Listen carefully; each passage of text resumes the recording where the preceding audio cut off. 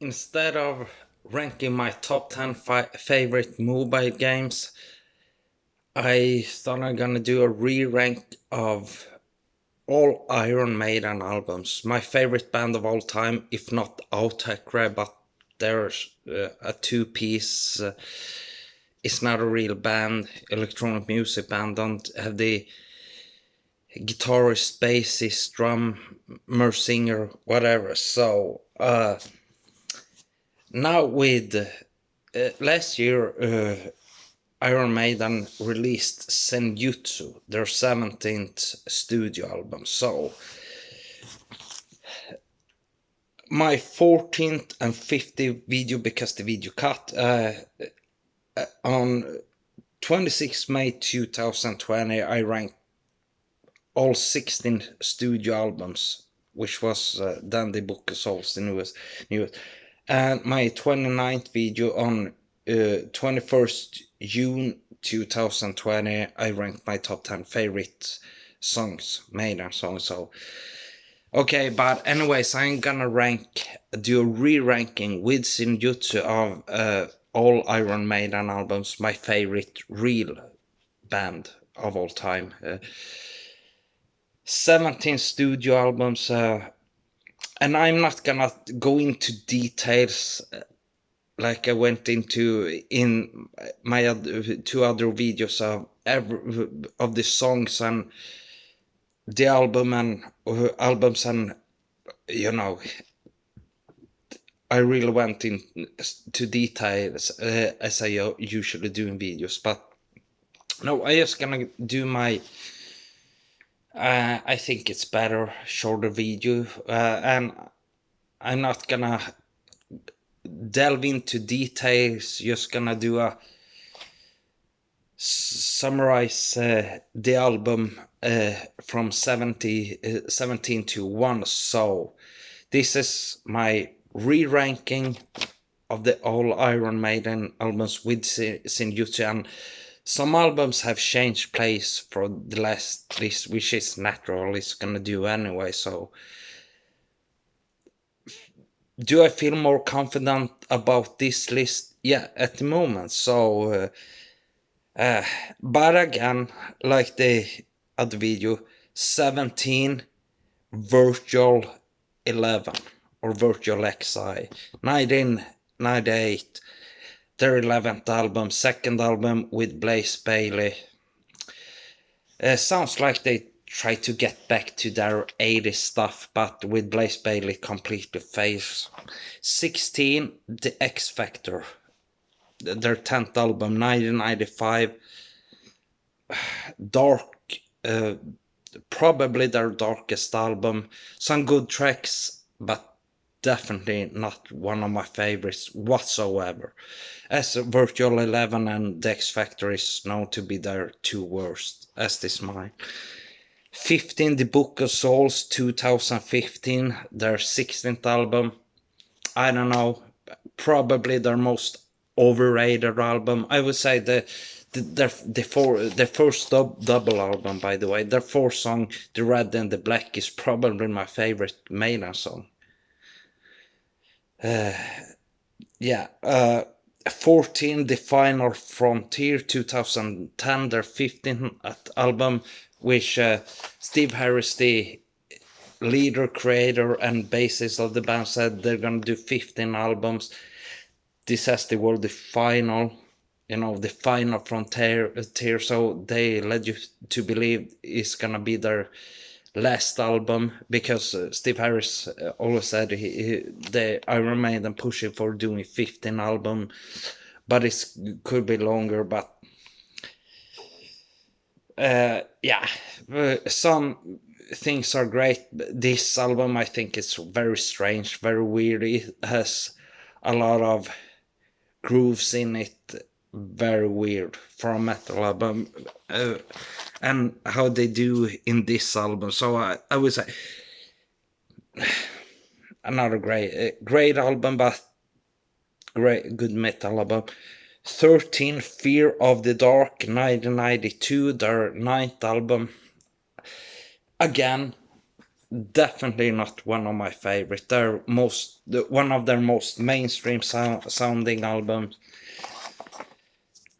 Wasting Love, their most mainstream sounding song, whatever. Okay, so yeah, Fear of the Dark, one of my favorite songs, the last song of the album. Title track. Yeah, I don't know. I think this album is too mainstream, quite weak. It's not their 80s album whatsoever. So now 12 Senjutsu 2001, their 17th and latest album. I don't know. It reminds a bit like the Book of Souls and all their epic albums after the 2004. Lost in a Lost World is my favorite track on the album. I don't know, it's a little weird. I think Maiden, it's sad to say, my favorite real band of all time, should probably have ended with the Final Frontier or the Book of Souls. Pretty good ending. This album feels sort of like a rehashing leftover of, I don't know. It's definitely not even close whatsoever to be even in their top 10 or greatest. Absolutely not. Overrated as the Book of Souls, I think, but pretty good. Anyways, it's pretty good. 11 Killers, 1981, their second album. You know, it's not a favorite of mine.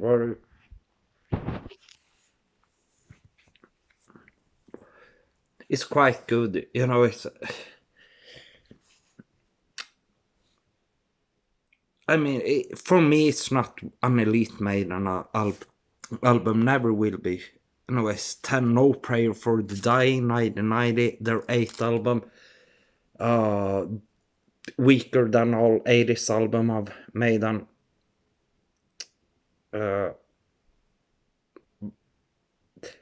It's definitely weaker, much weaker. It's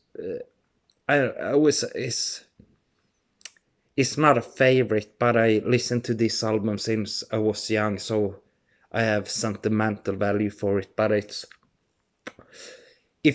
often or sometimes ranked as Maiden's worst album. Fuck, hell no. This is Maiden's most underrated album, as I think the Book of Souls is their most overrated album. So Virtual 11 and the X Factor is definitely their worst album. So I don't know. Weak, lazy sounding, quite okay. Not one of my favorites, but 9, Dance of Death 2003, their 13th album. You know, following up their biggest album since the 80s, I would say their ultimate comeback album.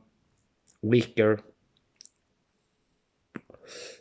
quite good, but you know, it's not one of the best at all. Wow, 8, Peace of Mind, 1983, their 4th album. I think it's very good album. I think it's overrated. Definitely, it's not Number of the Beast or anything. It's not Power Strike. Flight of Icarus, great song, single music video. The Trooper single music video. First song, great opening with Nico McBrain, very good there, amazing revelations, but there's fillers on here. You know, I don't think it's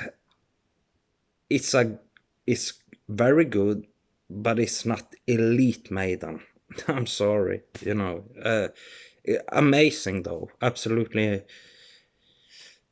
I don't know, and I put on 7th spot Brave New World 2000, their 12th album. their ultimate comeback of their seventh first album of the 80s. I dare you to.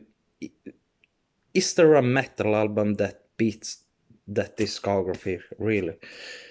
Their night is weaker and weaker. Their 2000 Brave New World ultimate comeback, amazing album. It's not perfect whatsoever. Heavy as shit it is. I put it over Peace of Mind. Not before when I did my ranking, but now as I thought about it. 6, A Matter of Life and Death, 2006, their 14th album. Probably the ultimate Maiden sounding album of the 2000s and forward. Very epic, very long songs. Great. Some weaker songs, but whatever.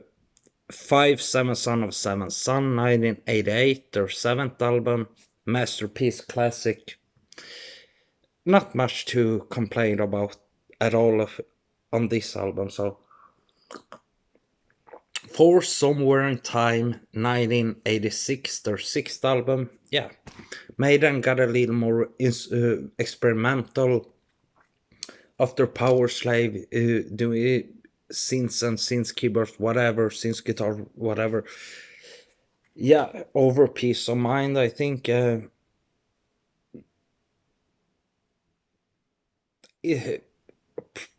Amazing. I love this album. So the guitar tune is a little bit, different, but great.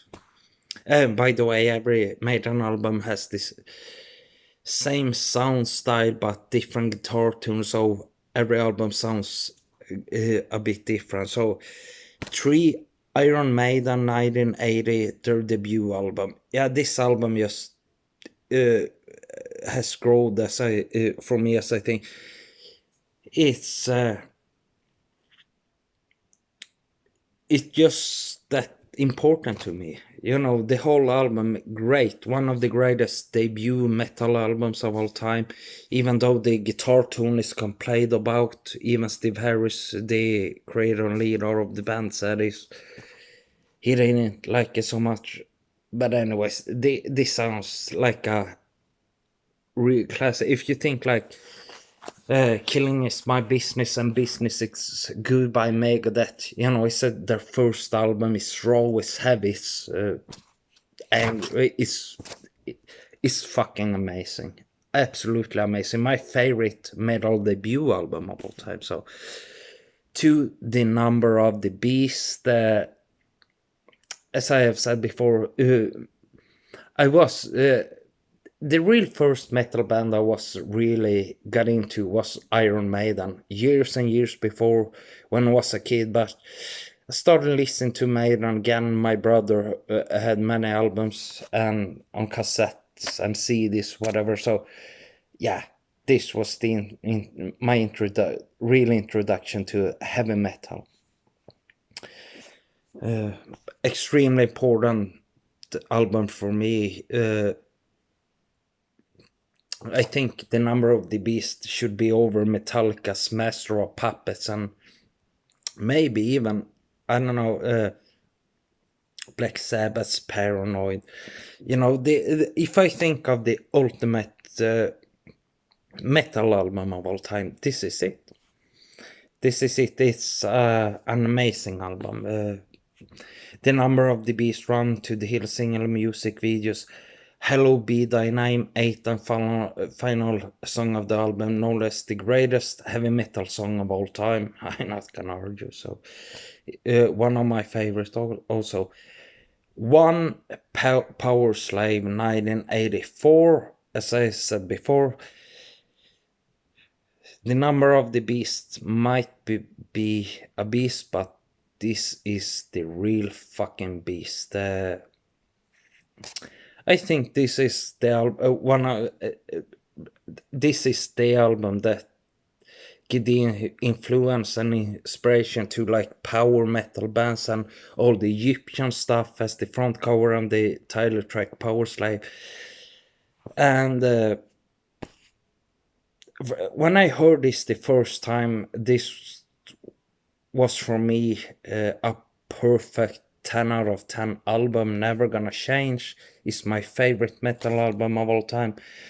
And I think it's probably the most influential metal album of all time that gave the most influence and inspiration to other metal bands later, like many power metal bands, especially like Halloween, first real European power metal band who did everything in power metal to create the sound what it is. So yeah, Power Slave is number one, and a discography as good as this, so you know, it's really hard. So I, you know, maybe going on from like yeah, whatever, you know, great discography, so real hard to rank. So just Power Slave is my number one, as it is known for. Either the Number of the Beast or Power Slave is known as the best Maiden album, as is my two favorites, but Power Slave is over the Number of the Beast, but the Number of Beast is quite close. So greatest metal band of all time. If you would ask any band, anyone in the world to name a metal band, they would say Iron Maiden, more known than Judas Priest and Black Sabbath. Black Sabbath, who created heavy metal, really.